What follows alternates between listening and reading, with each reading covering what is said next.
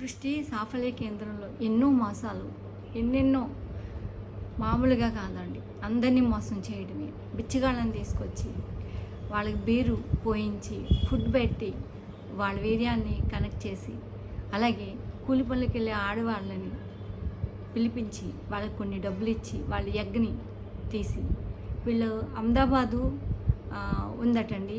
ఇవన్నీ కూడా కనెక్ట్ చేసి అక్కడికి పంపిస్తున్నారట వీర్యాన్ని, ఎగ్స్ని. ఎవరైనా వచ్చిన వాళ్ళకి ఈ వీర్యం లేకపోతే, అంటే వాళ్ళకి ఆ వీర్యంలో పిల్లలు పుట్టకపోతే ఈ వీర్యం అందులో పెట్టి, అలాగే ఎగ్స్ లేకపోతే ఆ ఎగ్స్ ఇందులో పెట్టి, అలా ఒక మాఫియా కింద తయారైందండి. అన్నీ కూడా అందులో ఎవరి బిడ్డలు వాళ్ళకి అసలు కానే కాదన్నమాట. అలాగే పిల్లల్ని 20,000కి 30,000కి కొనడం, 30-40 లక్షలకి అమ్మడం, మీకే పుట్టారని చెప్పడం. ఈ నమ్రతానండి. అంత క్రితం ఒకసారి అయితే ఈ డాక్టర్ని ఈవిడ చేసే మోసాలని చూసిన తర్వాత ఈవిడిని హాస్పిటల్ అయితే తీసివేయడం జరిగింది. కానీ మళ్ళీ కూడా ఈవిడి ఎలా చేస్తుందో తెలీదు. ఈవిడికి చాలామంది సపోర్ట్ ఉన్నారట. పోలీసులు, పాలిటిక్లో ఉండే నేతలు సపోర్ట్ వల్ల మళ్ళీ ఈవిడి స్టార్ట్ చేసేసింది అనమాట.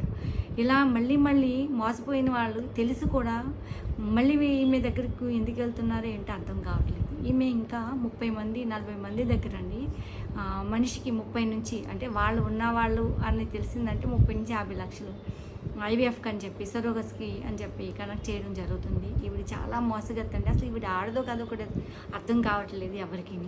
అన్ని మోసాలు చేసి అంతమందిని మోసం చేసింది. దీనికి అంతటికి కారణం అండి వెళ్తున్న వాళ్ళే. ఎందుకంటే వీళ్ళకి తెలుసు ఆమె ఒకసారి ఇలా చేసింది, పట్టుబడింది, క్లోజ్ చేశారు కదా హాస్పిటల్. మళ్ళీ ఈమె దగ్గరికి వెళ్ళే వాళ్ళని అనాలండి.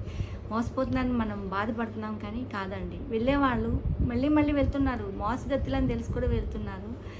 మిగతా వాళ్ళు మాత్రం అండి, పక్క వాళ్ళ మాటలు నమ్మి మీరు ఎవరు కూడా ఇలాంటి హాస్పిటల్స్ కానీ సరోగసీలకు కానీ వెళ్ళకండి. ఎవరైనా పిల్లల్ని తెచ్చి పెంచుకున్నంత ఉత్తమం లేదు. అవునంటారా కాదంటారా అసలు మీరు?